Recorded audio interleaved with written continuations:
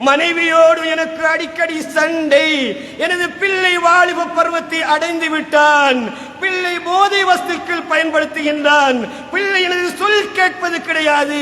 இப்படியான விடயங்களினால் நான் எவ்வளவுதான் உழைத்தாலும் எவ்வளவுதான் சம்பாதித்தாலும் எனது வாழ்க்கையில் நிம்மதி இல்லை என்று சொல்லக்கூடிய அதிகமான சகோதரர்களை நாங்கள் காணுகின்றோம். அப்படி என்று சொன்னால் நான் நிம்மதி எதிலே தேடுவது? எனக்கு எதிலே நிம்மதி வைத்திருக்கின்றான் அல்லாஹ்? அன்புக்குரியவர்களே, அல்லாஹ் குர்ஆனிலே சொல்லுகின்றான், உங்களுக்கு நிம்மதியை 2 விடயத்தில் வைத்திருக்கின்றோம். அல்லாஹ் குர்ஆனிலே பேசுகின்றான். அதில் முதலாவது விடயம் என்ன தெரியுமா? அலா பிதிக்ரில்லாஹி தக்மஇன்னுல் குலூப். அல்லாஹ்வை திக்ர் செய்வதன் மூலமாக உள்ளங்கள் அமைதி பெறுகின்றன என்பதாக சொல்லுகின்றான். அல்லாஹ்வுடைய சிந்தனையோடு நாங்கள் கழிக்கின்ற போது, அல்லாஹ்வை அஞ்சி நாங்கள் வாழுகின்ற போது, அல்லாஹ்வை திக்ர் செய்து நாங்கள் வாழுகின்ற போது அல்லாஹ் எங்களது உள்ளத்திலே நிம்மதியை ஏற்படுத்துகின்றான், எங்களுக்கு சந்தோஷத்தை ஏற்படுத்துகின்றான் என்பதாக அல்லாஹ் சொல்லுகின்றான். அடுத்த விடயம் என்ன தெரியுமா? எங்களது மனைவியிடத்திலே அல்லாஹ் நிம்மதியை வைத்திருப்பதாக சொல்லுகின்றான். خلق لكم من أنفسكم أزواجا لتسكنوا إليها. நீங்கள் நிம்மதியாக இருப்பதற்காக வேண்டி உங்களது மனைவியர்களை உங்களில் இருந்து உங்களுக்காக வேண்டி அல்லாஹ் படைத்தான் என்பதாக சொல்லுகின்றான். நாங்கள் நிம்மதியாக இருக்க வேண்டும் என்பதற்காக வேண்டித்தான் எங்களுடைய மனைவிமார்கள் அல்லாஹ் தஆலா எங்களுக்கு தந்தான்.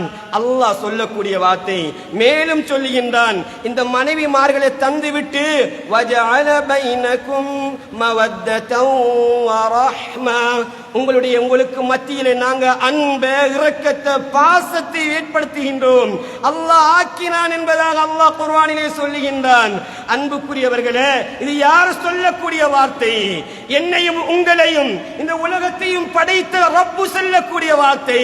வமன் அஸ்தகு மினல்லாஹி ஹதீஸா. அல்லாஹ்வை விட உண்மை சொல்லக்கூடியவர்கள் யார் இருக்கின்றார்கள்? அல்லாஹ் கேட்கின்றான். இது எது சொல்லக்கூடிய வார்த்தை? குர்ஆன் பேசக்கூடிய வார்த்தை. லா ரைப ஃபீ. இந்த குர்ஆன் சொல்லுகின்றதா? லா ரைப ஃபீ. இந்த குர்ஆனிலே எந்த சந்தேகமுமே கிடையாது. உனக்கு மனைவியிடத்திலே நிம்மதியை வைத்திருக்கின்றேன் என்று சொன்னால் நிச்சயமாக எனது மனைவியிடத்திலே நிம்மதி இருக்கின்றது என்பதை நாங்கள் ஈமான் கொள்ள வேண்டும். அப்படி என்று சொன்னால் எனது மனைவியோடு நான் எந்த முறையில் நடந்து கொள்வது? மனைவியிடத்திலே சந்தோஷம் இருக்கின்றது என்று சொன்னால் எனது மனைவியோடு நான் என்ன முறையில் வாழ்ந்து கொள்வது? எப்படி வாழ்வது? அல்லாஹ் எங்களுக்கு அதையும் புத்திமதி சொல்லி தருகின்றான். லகத் கான லகும் ஃபீ ரசூலில்லாஹி உஸ்வத்துன் ஹஸனா. ரசூலுல்லாஹி ஸல்லல்லாஹு அலைஹி வஸல்லம் அவர்களிலே உங்களுக்கு அழகிய முன்மாதிரி இருக்கின்றது. நான் எப்படிப்பட்ட கணவனாக இருக்க வேண்டும், எப்படி தந்தையாக வாழ வேண்டும் என்பதற்கு யாரையும் பார்த்து வாழ வேண்டிய அவசியமில்லை. ரசூலுல்லாஹி ஸல்லல்லாஹு அலைஹி வஸல்லம் அவர்கள் சிறந்த கணவனாக வாழ்ந்து காட்டினார்கள். ரசூலுல்லாஹி ஸல்லல்லாஹு அலைஹி வஸல்லம் அவர்கள் சிறந்த தந்தையாக வாழ்ந்து காட்டினார்கள். இந்த ரசூலுல்லாஹி ஸல்லல்லாஹு அலைஹி வஸல்லம் அவர்கள் வாழ்ந்து காட்டிய பிரகாரம் வாழணும். ரசூலுல்லாஹி ஸல்லல்லாஹு அலைஹி வஸல்லம் அவர்கள் சொன்ன பிரகாரம் என்ற மனைவியோடு நடந்து கொள்வேன் என்று சொன்னால், எனது பிள்ளைகளோடு நான் நடப்பேன் என்று சொன்னால் நிச்சயமாக எனக்கு நிம்மதி இருக்கின்றது, வாழ்க்கையில் சந்தோஷமாக இருக்கின்றது. ரசூலுல்லாஹி ஸல்லல்லாஹு அலைஹி வஸல்லம் அவர்கள் எப்படி வாழ்ந்தார்கள், எப்படி வாழச் சொன்னார்கள்?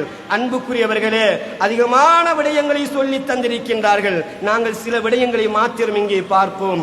முதலாவதாக, நாங்கள் வீட்டை விட்டு வெளியே செல்லுவோம். ஒவ்வொரு காலையிலும் தொழிலுக்காக வேண்டி வெளியே செல்லுவோம். வேலையை விட்டு வந்ததன் பின்னால், தொழில் முடிந்து வருகின்றதன் பின்னால் வீட்டுக்கு வரும்போது நாங்கள் சலாம் சொல்லிக் கொண்டு வர வேண்டும். நான் வேலை செய்கின்ற இடத்திலே 1000 பிரச்சனைகள் இருக்கலாம். நான் வேலை செய்கின்ற இடத்திலே 1000 பிரச்சனைகள், சோசனைகள் இருக்கலாம். நான் வீட்டுக்கு வரும்போது அவைகள் எல்லாம் வெளியிலே வைத்துவிட்டு சலாம் சொல்லிக் கொண்டு எனது வீட்டுக்குள் நான் வர வேண்டும். எனது மனைவி பார்க்கின்ற போது முதலாவது வார்த்தை புன்முறுவல் பூத்தவனாக அஸ்ஸலாமு அலைக்கும் என்ற வார்த்தையை நாங்கள் முடிய வேண்டும். இதுதான் மார்க்கம் எங்களுக்கு சொல்லித் தருகின்ற வழிமுறை. எனது பிள்ளைகளை பார்க்கின்ற போது அஸ்ஸலாமு அலைக்கும் என்று சலாத்தோடு நாங்கள் சொல்ல வேண்டும். இதுதான் எனக்கு எனது மார்க்கம் காட்டி தந்திருக்கின்ற, ரசூலுல்லாஹி ஸல்லல்லாஹு அலைஹி வஸல்லம் அவர்கள் காட்டி தந்திருக்கின்ற வழிமுறை. ரசூலுல்லாஹி ஸல்லல்லாஹு அலைஹி வஸல்லம் அவர்கள் சொன்னார்கள், அவலா அதுல்லுக்கும் அலா ஷைஇன், ஒரு விடயத்தை நான் உங்களுக்கு அறிவித்து தரட்டுமா? இதா ஃபஅல்துமூஹு, அந்த விடயத்தை நீங்கள் செய்தீர்கள் என்று சொன்னால் தஹாபபதும், நீங்கள் ஒருவரை ஒருவர் நேசித்துக் கொள்வீர்கள், ஒருவரை ஒருவர் அன்பு வைத்துக் கொள்வீர்கள் என்று சொல்லிவிட்டு சொன்னார்கள், அஃஷுஸ் ஸலாம பைனக்கும், அஃஷுஸ் ஸலாம பைனக்கும், உங்களுக்கு மத்தியில் நீங்கள் சலாத்தை பரப்புங்கள், உங்களுக்கு மத்தியில் நீங்கள் சலாத்தை சொல்லிக் கொள்ளுங்கள். சலாம் சொல்லுவதன் மூலமாக உங்களுக்கு மத்தியிலே அன்பு ஏற்படும். சலாம் சொல்லுவதன் மூலமாக உங்களுக்கு பாசம் ஏற்படும். நபி அவர்கள் சொன்ன வார்த்தை. இப்பொழுது நாங்க யோசிக்கணும். ஒவ்வொரு நாளும் நான் தொழிலுக்கு போய் வருகின்றேன், எனது மனைவியை பார்த்து என்ன முறையில் நடந்து கொள்கின்றேன்? சலாம் சொல்லிக் கொண்டு வருகின்றேனா? எனது பிள்ளையை பார்க்கின்ற போது நான் முதலாவது சலாம் சொல்லுகின்றேனா? அன்புக்குரியவர்களை, மார்க்கம் காட்டி தந்த வழிமுறை அழகான வழிமுறை. சலாம் சொல்லாமல் வருவதனால் ஏற்படுகின்ற பாதிப்பு என்ன தெரியுமா? சலாம் சொல்லாமல் வீட்டுக்குள் நுழைகின்றார், 1000 பிரச்சனைகளோடு 1000 யோசனைகளோடு வீட்டுக்குள் வருகின்றார். வீட்டிலே இருக்கின்ற போது மனைவி அன்பாக பேச வருவார். அன்பாக பேச வருகின்ற போது அவர் வேலை செய்கின்ற இடத்திலே நடந்த அந்த யோசனையோடு அந்த கவலையோடு இருப்பவர் மனைவியோடு பாய்ந்து பேசுகின்றார், மனைவியோடு கடினமான முறையிலே பேசுகின்றார். இங்கே என்ன நடக்கின்றது? மனைவிக்கும் கணவனுக்கும் இடையில பிரச்சனை, 2 பேருக்கும் இடையில சண்டை, நிம்மதி இல்லை. இதை உடைப்பதற்காக வேண்டித்தான், இதை இல்லாமல் ஆக்குவதற்காக வேண்டித்தான் எனது மார்க்கம் எனக்கு சொன்ன வழிகாட்டல், எனக்கு காட்டிய வழிகாட்டல். வீட்டுக்குள் நுழையும் போது சலாம் சொல்லிக் கொண்டு நுழையுங்க. அன்புக்குரியவர்களே, சலாத்தை நாங்கள் சாதாரணமாக நினைத்து விடக்கூடாது. சலாம் என்பதும் ஒரு துஆ. அஸ்ஸலாமு அலைக்கும், உங்கள் மீது சாந்தி சமாதானம் உண்டாவதாக சொல்லுகின்றோம். எனது மனைவியை பார்த்து சொல்லுகின்ற போது எனது மனைவிக்காக வேண்டி துஆ செய்கின்றேன்.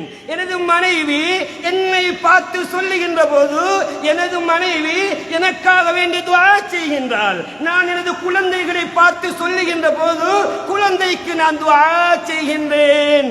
துஆ செய்கின்ற போது அல்லாஹ் எனது துஆவை ஏற்றுக்கொண்டால் எனது மனைவிக்கு நிம்மதி, எனக்கு நிம்மதி, எனது குழந்தைக்கு நிம்மதி, எல்லோருக்கும் நிம்மதி கிடைக்கும். எனது நிம்மதி வேண்டுமா? நாங்கள் சலாத்தை பரப்ப வேண்டும்.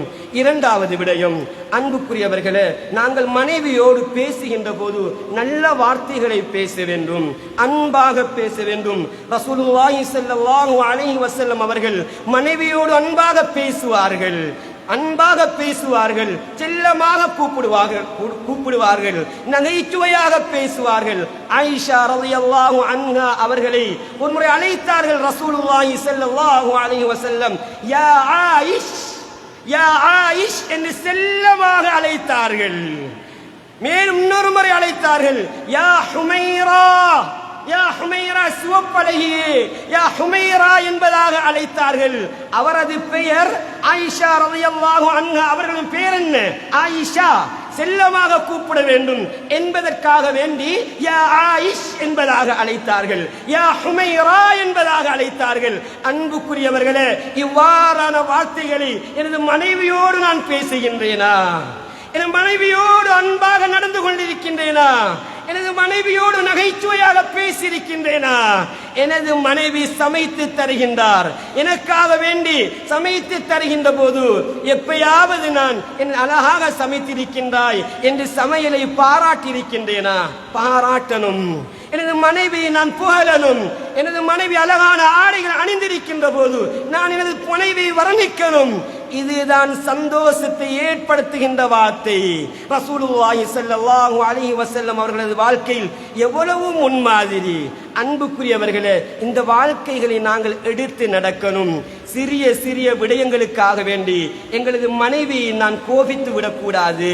அன்புக்குரியவர்களே, மனைவி என்பவள் என்னை திருமணம் முடிப்பதற்கு முன்னால் தாய் தந்தையின் அன்பிலே அரவணைப்பிலே வாழ்ந்தவள், பாசத்திலே வாழ்ந்தவள். திருமணம் முடிக்கின்ற போது எனது கணவன்தான் எல்லாம், என் கணவன் என்னை சந்தோஷமாக வைத்திருப்பார், நிம்மதியாக வைத்திருப்பார் என்று எங்களை நம்பி வந்தவர்கள். அவர்களோடு அன்பான முறையில், மனைவியோடு அன்பான முறையில் நாங்கள் பேசணும். ரசூலுல்லாஹி ஸல்லல்லாஹு அலைஹி வஸல்லம் அதையும் சொன்னார்கள். சிறிய சிறிய விடயங்களுக்காக வேண்டி நீங்கள் உங்களது மனைவியை கோபித்து விட வேண்டாம். லா யஃப்ரக் முஃமினுன் முஃமினத்தன், ஒரு முஃமினான ஆண் ஒரு முஃமினான பெண்ணை கோபிப்பது கூடாது.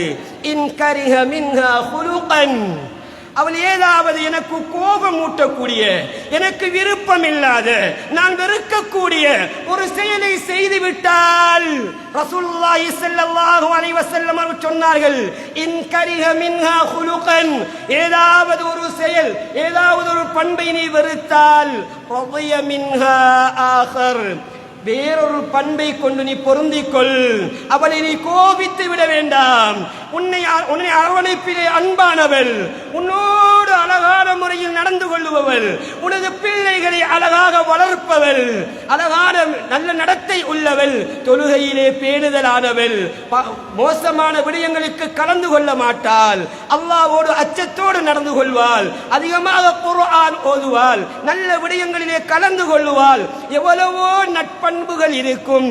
ஏதாவது ஒன்றை பொருந்திக் கொள்ளுங்க. அதைக்காக வேண்டி, வெறுக்கக்கூடிய ஒரு விடயத்துக்காக வேண்டி நீங்கள் அவளை வெறுத்து விட வேண்டாம். மார்க்கம் சொல்லி தருகின்ற விடயங்கள், அன்புக்குரியவர்களே, மார்க்கம் எங்கே இருக்கின்றது, நாங்கள் எங்கே இருக்கின்றோம்? அன்புக்குரியவர்களே, அடுத்த விடயம், நாங்கள் விட்டு கொடுக்க வேண்டும். விட்டு கொடுப்பு எங்களுக்கு மத்தியில் காணப்பட வேண்டும். அன்புக்குரியவர்களே, அதிகமான திருமணங்கள் பிரிந்து செல்வதற்கு காரணம் என்ன தெரியுமா? திருமணம் முடித்து 2, 3, 4 மாதங்கள் அன்பாக இருப்பார்கள், பாசமாக இருப்பார்கள், மனைவிக்காக வேண்டிய எல்லாவற்றையும் செய்வோம். ஆனால் பல மாதங்கள் செல்கின்ற போது, பல வருடங்கள் செல்கின்ற போது மனைவியுடைய பேச்சை கேட்பது கிடையாது. நண்பர்களுக்காக வேண்டி எவ்வளவோ விடயங்களை விட்டுக் கொடுப்போம். அறிந்தவர் அறியாதவர்களுக்காக வேண்டி எவ்வளவோ விடயங்களை விட்டுக் கொடுப்போம். ஆனால் மனைவி என்னிடத்திலே பேசுகின்ற போது நாங்கள் பாய்ந்து பேசுவோம், கோபமாக பேசுவோம். அன்புக்குரியவர்களே, எங்களுக்காக வேண்டி ஒவ்வொரு நாளும் கணவன் பிள்ளை என்று வாழக்கூடிய மனைவியிடத்திலே நாங்கள் விட்டுக் கொடுக்க வேண்டும். ரசூலுல்லாஹி ஸல்லல்லாஹு அலைஹி வஸல்லம் வாழ்க்கை புரட்டி பார்த்தால் எத்தனையோ சம்பவங்கள் மனைவிமார்களுக்காக விட்டுக் கொடுத்த சம்பவம். ஒரு முறை ரசூலுல்லாஹி ஸல்லல்லாஹு அலைஹி வஸல்லம் அவர்கள் ஆயிஷா ரலியல்லாஹு அன்ஹா அவர்களை அழைக்கின்றார்கள். ஆயிஷா ரலியல்லாஹு அன்ஹா, வாருங்கள் நாங்கள் ஓட்டப்பந்தயம் வைத்து பார்ப்போம், ஓட்ட போட்டி வைத்து பார்ப்போம், வாருங்கள் என்பதாக கூப்பிடுகின்றார்கள். ஆயிஷா ரலியல்லாஹு அன்ஹா அவர்களும் ரசூலுல்லாஹி ஸல்லல்லாஹு அலைஹி வஸல்லம் அவர்களும் ஓட்ட போட்டி வைக்கின்றார்கள். முதலாவது அந்த ஓட்ட போட்டியில் யார் வெற்றி பெற்றார்கள் தெரியுமா? ஆயிஷா ரலியல்லாஹு அன்ஹா அவர்கள் ரசூலுல்லாஹி ஸல்லல்லாஹு அலைஹி வஸல்லம் அவர்களை முந்திவிட்டார்கள், சந்தோஷம் அடைந்தார்கள். இன்னும் பல வருடங்கள் கழிகின்றது. மீண்டும் ரசூலுல்லாஹி ஸல்லல்லாஹு அலைஹி வஸல்லம் அவர்கள் ஆயிஷா ரலியல்லாஹு அன்ஹா அவர்களை கூப்பிடுகின்றார்கள். ஆயிஷா ரலியல்லாஹு அன்ஹா, வாருங்கள் நாங்கள் ஓட்ட போட்டி வைப்போம், ஓட்ட பந்தயம் வைப்போம். வந்தார்கள், 2 பேரும் ஓடினார்கள். இந்த முறை ரசூலுல்லாஹி ஸல்லல்லாஹு அலைஹி வஸல்லம் அவர்கள் வென்று விட்டார்கள். வென்று விட்டு சொன்னார்கள், போன முறை நீங்க வென்றீங்க, இந்த முறை நான் வென்றேன் என்பதாக சொன்னார்கள். அன்புக்குரியவர்களே, ஆரம்பமாக முதலாவது தரத்திலே ரசூலுல்லாஹி ஸல்லல்லாஹு அலைஹி வஸல்லம் அவர்கள் நாடி இருந்தால், அவர்கள் விரும்பி இருந்தால் ஆயிஷா ரலியல்லாஹு அன்ஹா அவர்களை விட முந்திரிக்கலாம். ஆனால் விட்டு கொடுத்தார்கள். மனைவி சந்தோஷப்படட்டும், மனைவி முந்தட்டும், விட்டு கொடுத்தார்கள். எத்தனையோ விடயங்களில் ரசூலுல்லாஹி ஸல்லல்லாஹு அலைஹி வஸல்லம் விட்டு கொடுத்திருக்கின்றார்கள். எனவே நாங்கள் விட்டு கொடுக்க வேண்டும். எனது மனைவி எனக்காக வேண்டி வாழுபவள், எனது பிள்ளையை பராமரிப்பவள், அந்த மனைவிக்காக வேண்டி சில விடயங்கள் விட்டு கொடுக்க வேண்டும். ரசூலுல்லாஹி ஸல்லல்லாஹு அலைஹி வஸல்லம் அவர்கள் வாழ்க்கையில் நாங்கள் எடுத்துக்கொள்ள வேண்டிய விடயம்.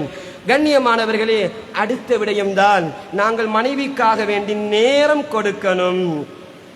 எனக்கு நான் சொத்து செல்வங்கள் சேர்க்க வேண்டும், நான் பொருளாதாரத்தை அதிகரிக்க வேண்டும், அதிகம் சம்பாதிக்க வேண்டும் என்பதற்காக வேண்டி இரவு பகலாக உழைக்கின்றோம்.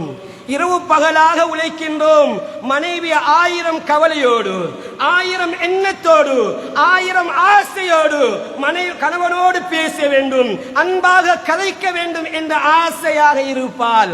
ஆனால் இவர் மனைவியோடு பேசி எத்தனையோ நாட்கள் தெரியாது. பிள்ளைகள் தந்தையோடு அன்பாக நடந்து கொள்ள வேண்டும், விளையாட வேண்டும், என்னை தந்தை அங்கே அழைத்து செல்ல வேண்டும், எவ்வளவோ ஆசையோடு இருப்பார். ஆனால் தந்தைக்கு நேரம் கிடையாது.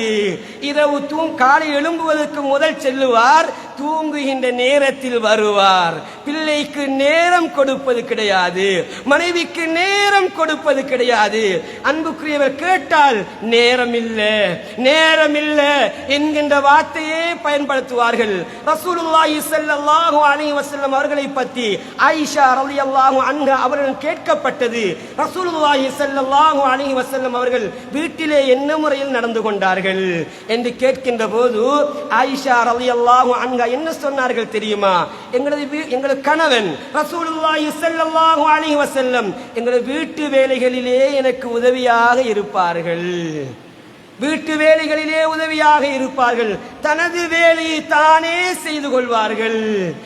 எனக்கு எனது கணவர் ரசூலுல்லாஹி ஸல்லல்லாஹு அலைஹி வஸல்லம் அவர்கள் எனக்கு உணவை ஊட்டி விடுவார்கள். அன்புக்குரியவர்களே, நான் மனைவியோடு ஒன்றாக சேர்ந்து உண்டு எத்தனை நாட்கள்? ஒவ்வொருவரும் சிந்திக்க வேண்டும். ரசூலுல்லாஹி ஸல்லல்லாஹு அலைஹி வஸல்லம் அவர்கள் வேலை இல்லாதவர்கள் கிடையாது.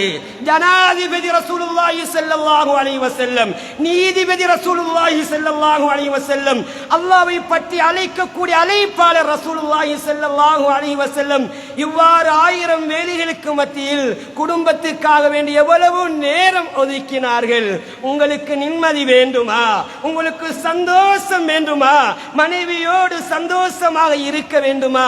இந்த விடயங்களை செய்ய வேண்டும். ரசூலுல்லாஹி ஸல்லல்லாஹு அலைஹி வஸல்லம் அவர்கள் சொன்னார்கள், கைருக்கும் கைருக்கும் லி அஹ்லிஹி. உங்களில் சிறந்தவர் யார் தெரியுமா? உங்களில் நல்லவர் யார் தெரியுமா? உங்களது குடும்பத்தினத்தில் நல்லவர் தான் உங்களில் சிறந்தவர் என்பதாக சொன்னார்கள். அன்புக்குரியவர்களே, இந்த விடயங்களை எல்லாம் வைத்து நாங்கள் சிந்திக்கணும். எனது மனைவியோடு நான் எப்படி நடந்து கொள்கின்றேன்? எனது மனைவியோடு நான் எப்படி நடந்து கொள்கின்றேன்? எனது பிள்ளையோடு மார்க்கம் சொன்ன பிரகாரம் ரசூலுல்லாஹி ஸல்லல்லாஹு அலைஹி வஸல்லம் காட்டி தந்த வழிமுறையின் பிரகாரம் நான் நடக்கின்றேனா? சிந்திக்க வேண்டும். கண்ணியத்துக்குரியவர்களே, அடுத்த விடயம்தான் பிள்ளைகளை வளர்ப்பது சம்பந்தமாக ரசூலுல்லாஹி ஸல்லல்லாஹு அலைஹி வஸல்லம் அவர்கள் சொன்ன விடயம் என்ன? காட்டி தந்த விடயம் என்ன? பிள்ளைகள் என்பவர்கள், குழந்தைகள் என்பவர்கள் எமக்கு அல்லாஹ்வினால் தரப்பட்ட அமானிதம். பிள்ளைகள் என்பவர்கள் அல்லாஹ்வினால் எங்களுக்கு தந்த மிகப்பெரிய அன்பளிப்பு. இந்த உலகத்திலே நாங்கள் மார்க்க விடயங்கள் தெரியாதவர்களாக, அல்லாஹ்வை அஞ்சக்கூடிய குழந்தையாக ஆக்காமல் நாங்கள் மரணித்து விடுவோம் என்று சொன்னால் நிச்சயமாக கபருக்குள்ளே நிம்மதியாக உறங்க முடியாது, சுவர்க்கத்திலே நுழைய முடியாது. அல்லாஹ் தந்த மிகப்பெரிய அமானிதம் தான் இந்த குழந்தை. இந்த குழந்தை வளர்ப்பிலே இஸ்லாம் எனக்கு சொன்ன முறை என்ன? எனது மார்க்கம் எனக்கு காட்டி தந்த வழிமுறை என்ன? அன்புக்குரியவர்களே, குழந்தைகளை நாங்கள் குழந்தை பருவமாக இருக்கின்ற போது மார்க்க விடயங்களிலே விருப்பம் உள்ளவர்களாக, அல்லாஹ்வை நேசிக்க கூடியவர்களாக, ரசூலுல்லாஹி ஸல்லல்லாஹு அலைஹி வஸல்லம் நேசிக்க கூடியவர்களாக நாங்கள் உருவாக்கணும். ரசூலுல்லாஹி ஸல்லல்லாஹு அலைஹி வஸல்லம் அவர்கள் குழந்தை வளர்ப்பிலே பல விடயங்களை எங்களுக்கு சொன்னார்கள். ஒரு சில விடயத்தை மாத்திரம் சொல்லுகின்றேன். சொன்னார்கள், முரு அவுலாதக்கும் பிஸ்ஸலா வஹும் அப்னாஉ சப்இ சினீன்.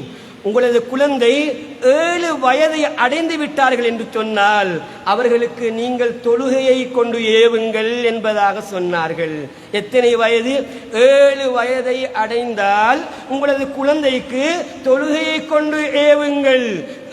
10 வயதை அடைந்தும் தொழாவிட்டால் அடித்து தொழவீங்கள் என்பதாக சொன்னார்கள். இன்னொரு ஹதீஸிலே சொன்னார்கள், அஸ்ஸலாத்து மிஃப்தாஹுல் ஜன்னah. தொழுகை என்பது சுவர்க்கத்தின் திறவுகோல். எங்களது குழந்தை இந்த தொழுகையை கடைபிடிக்க வேண்டும், பற்றி பிடித்துக் கொள்ள வேண்டும் என்பதற்காக வேண்டி குழந்தை பருவத்திலே இருந்து நாங்கள் தொழுகையில் ஆர்வம் காட்ட வேண்டும், சொர்க்கத்துக்கு தகுதியானவர்களாக ஆக்க வேண்டும் என்பதற்காக வேண்டி எங்களுக்கு சொல்லப்பட்ட விடயம் என்ன? முரு அவுலாதக்கும் பிஸ்ஸலாஹ். உங்களது குழந்தைகளுக்கு தொழுகையை கொண்டு ஏவுங்கள் என்பதாக சொன்னார்கள். எத்தனை பெற்றோர்கள் சொல்லுகின்றோம், எனது குழந்தைக்கு 7 வயது, எனது குழந்தைக்கு 8, 9 வயது. சொன்னோமா இல்லையா? 10ஐ தாண்டி எத்தனையோ வாலிபர்கள் தொழாமல் இருக்கின்றார்கள். ஒரு முறையாவது அடித்திருக்கின்றேனா? ஒரு முறையாவது தொழுமகன் சொல்லி இருக்கின்றேனா? அன்புக்குரியவர்களே, ஒவ்வொரு காலையிலும் எழுப்புகின்றோம், பாடசாலை நேரமாகிவிட்டது, எழுப்புகின்றோம், தண்ணீர் ஊற்றி எழுப்புகின்றோம், பாடத்துக்கு நேரமாகிவிட்டது, எழும்பு என்று நாங்கள் எழுப்பு விடுகின்றோம். தவறு கிடையாது. ஆனால் இவ்வாறு தொழுகைக்காக வேண்டி எனது குழந்தையை நான் எழுப்பி விட்டிருக்கின்றேனா? ஒவ்வொருவரும் சிந்திக்க வேண்டும். எனது குழந்தையை நான் சாலிஹானவனாக உருவாக்கி விட்டு மரணிக்க வேண்டும். அன்புக்குரியவர்களே, தொழுகைக்கு நாங்கள் அதான் சத்தத்துக்கு கொடுக்கின்ற மதிப்பு என்ன தெரியுமா? இப்பொழுதெல்லாம் அசருக்கு பாங்கு சொன்னால் பெற்றோர்கள் பிள்ளைகளை பார்த்து, மகன் பாங்கு சொல்லுது, பள்ளிக்கு போ என்கின்ற வார்த்தை குறைந்து விட்டது.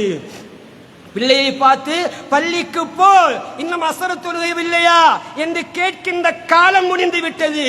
இப்பொழுது அதிகமான பெற்றோர்கள், அதிகமான தாயது வார்த்தையிலே இருந்து வரக்கூடிய வார்த்தை என்ன தெரியுமா?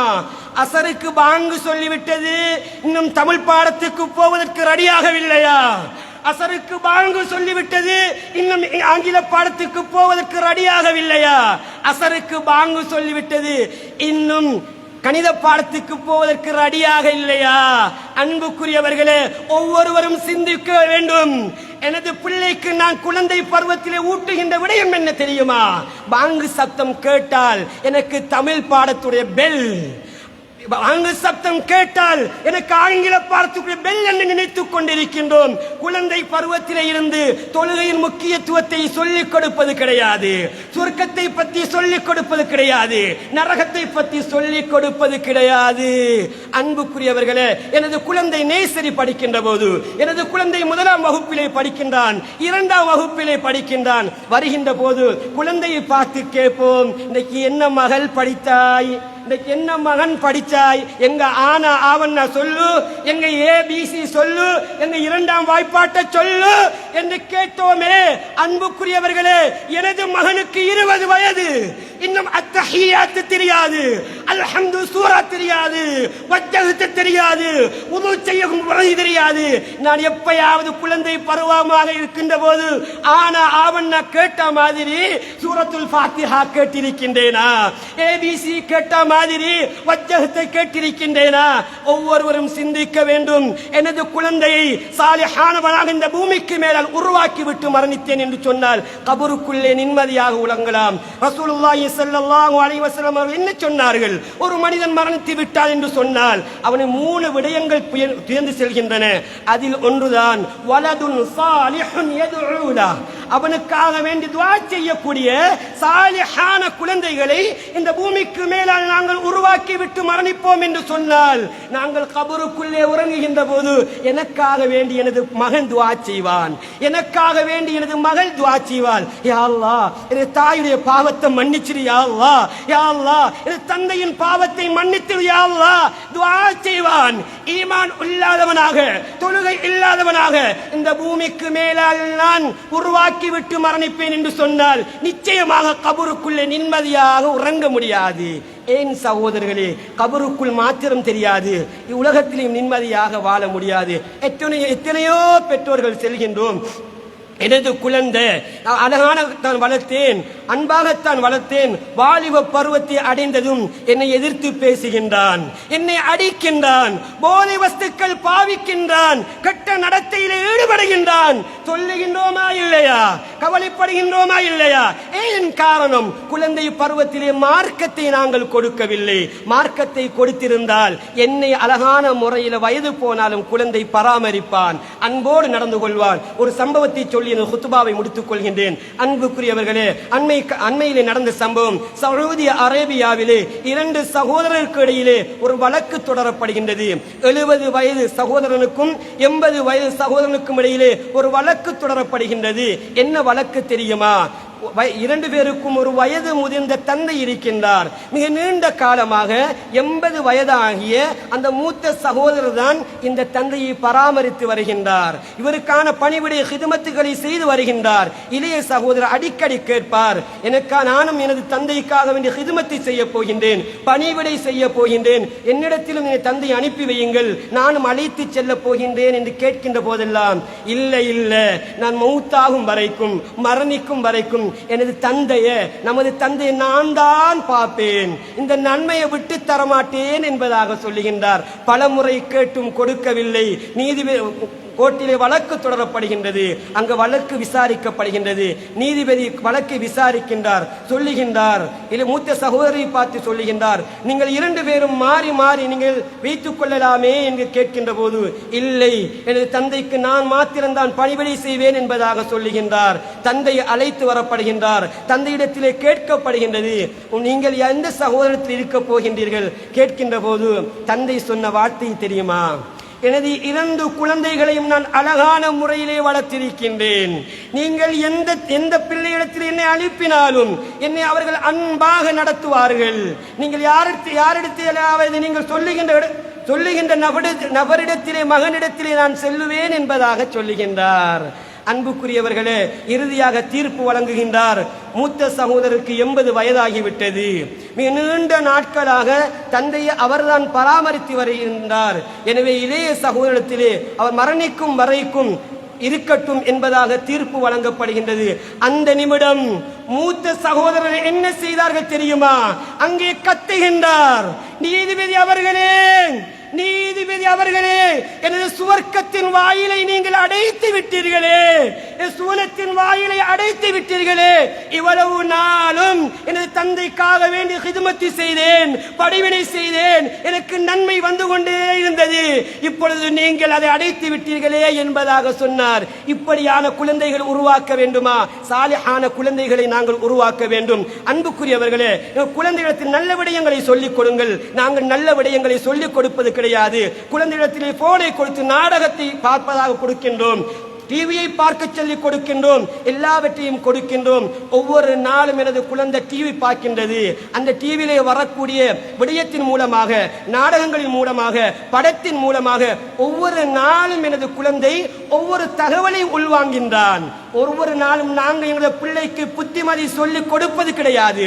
பாடத்திலே வரக்கூடிய சினிமா நடிகன் எனது பிள்ளைக்கு குழந்தை பருவத்திலே இருந்து புத்திமதி சொல்லுகின்றான். நீ எப்படி உடுப்பு ஆடை அணிய வேண்டும், நீ எப்படி முடிவெட்ட வேண்டும், நீ எப்படி திருமணம் முடிக்க வேண்டும், நீ எப்படி மனைவியை தெரிவு செய்ய வேண்டும், உனது பெற்றோர்களுடன் எவ்வாறு நடந்து கொள்ள வேண்டும். சினிமா நடிகன் எனது பிள்ளைக்கு புத்திமதி சொல்லுகின்றார். சினிமா நடிகை எனது நாடகத்திலே வரக்கூடிய, படத்திலே வரக்கூடிய, பாடலிலே கேட்கக்கூடிய அந்த பாடல்களின் மூலமாக எனது குழந்தைக்கு விடயங்களை சொல்லுகின்றால், உனது உடுப்பணி எப்படி போடணும், மற்றவர்களுக்கு எப்படி காட்டணும், எப்படி பெற்றோரோடு நடக்கணும், எப்படி திருமணம் முடிக்கணும், எப்படி கணவனை தெரிவு செய்யணும், நாங்கள் சொல்லிக் கொடுப்பது கிடையாது. சுவர்க்கத்தை பற்றி சொல்லிக் கொடுப்பது கிடையாது. ஒவ்வொரு நாளும் யாரோ ஒருவன் எனது பிள்ளைக்கு சொல்லிக் கொடுக்கின்றான். எனது ஆண் மகன் எதிர்காலத்திலே பல குழந்தைகளுக்கு தந்தை, எனது பெண் மகள் எதிர்காலத்திலே பல வளர்ந்த தாய் என்ற உணர்வோடு வளர்க்க வேண்டும். எனவே அன்புக்குரியவர்களே, இந்த உலகத்தில் வாழ்ந்து மரணிக்கின்ற போது நல்லடியார்களாக வாழ்ந்து மரணிப்பதற்கு அல்லாஹு தஆலா எங்கள் அனைவருக்கும் தௌஃபீக் செய்வானாக. யா அல்லாஹ் ரப்பி ரஹ்மான், எங்கள் பாவங்களை மன்னிப்பாயாக. யா அல்லாஹ் ரப்பி ரஹ்மான், இந்த உலகத்தில் வாழ்ந்து மரணிக்கின்ற போது நல்ல கணவனாக, நல்ல தந்தையாக, நல்ல குடும்ப தலைவனாக, சமூகத்துக்கு நல்லவனாக, எல்லாவற்றுக்கும் மேலால் உனக்கு நல்லவனாக வாழ்ந்து மரணிக்கக்கூடியவனாக எங்களை ஆக்கி அருள்வாயாக. மார்க்கத்தை நேசிக்கக்கூடியவனாக, அல்லாஹ் ரசூலை நேசிக்கக்கூடியவனாக ஆக்கி அருள்வாயாக. கடைசி தருவாயிலே கலிமாவோடு மரணிக்கக்கூடியவனாக என்னை ஆக்கி அருள்வாயாக. ஆமீன் ஆமீன் யா ரப்பல் ஆலமீன். الحمد لله الذي أنعم على عباد المؤمنين بالعرفان وأكرمهم من مزيد فضله برؤية في الجنان، وأشهد أن لا إله إلا الله الملك العلام، وأشهد أن سيدنا محمدا عبده ورسوله وصاحبه على المقام، والصلاة والسلام على من أرسله رحمة للأنام، وعلى آله البررة الكرام وأصحاب مصابيح الظلام والتابعين لهم بإحسان إلى يوم الدين. أما بعد، فيا عباد الله اتقوا ربكم الرحمن، وأوصيكم وإياي أولا بتقوى الله. وإذا قرئ القرآن فاستمعوا له وأنصتوا لعلكم ترحمون. فإذا قرأت القرآن فاستعذ بالله من الشيطان الرجيم بعد أعوذ بالله من الشيطان الرجيم. بسم الله الرحمن الرحيم. ومن آياته أن خلق لكم من أنفسكم أزواجا لتسكنوا إليها وجعل بينكم مودة ورحمة إن في ذلك لآيات لقوم يتفكرون. وقال النبي صلى الله عليه وسلم: خيركم لأهله، أنا خيركم لأهلي. بارك الله لنا ولكم بالآيات والذكر الحكيم، ونفعنا الله وإياكم. وأقول قولي هذا واستغفر الله لي ولسائر المسلمين من كل ذنب فاستغفروه إنه هو الغفور الرحيم.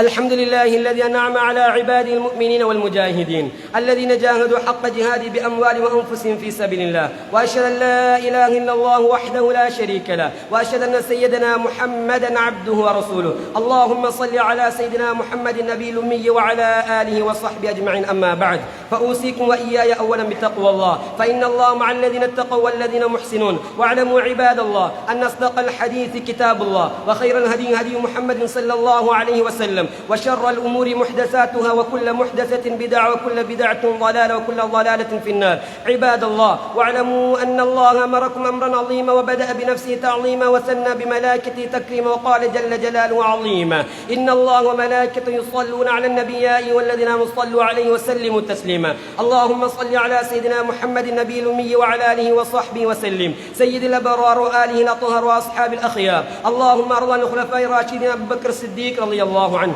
وعمر بن الخطاب، وعثمان بن عفان، وعلي بن أبي طالب رضي الله عنهم أجمعين. وأرض عن الستة الباقين من العشرة الذين بايعوا نبيك تحت الشجرة. وأرض عن جميع آل نبيك وأصحابه وأزواجه وأولاده وذرياته واتباعه أجمعين إلى يوم الدين. وأرض عنا معهم برحمتك يا أرحم الراحمين. اللهم اغفر للمؤمنين والمؤمنات والمسلمين والمسلمات والأحياء منهم والأموات. اللهم اجرنا من النار، اللهم اجرنا من النار، اللهم اجرنا من النار. ربنا اغفر لنا ولإخواننا الذين سبقونا بالإيمان، ولا تجعل في قلوبنا غلا للذين آمنوا ربنا إنك رؤوف رحيم. عباد الله، إن الله يأمركم بالعدل والإحسان وإيتاء ذي القربى وينهى عن الفحشاء والمنكر والبغي يعظكم لعلكم تذكرون. واذكروا الله العظيم يشكركم ويزيدكم ويهديكم، ولذكر الله أكبر والله يعلم ما تصنعون.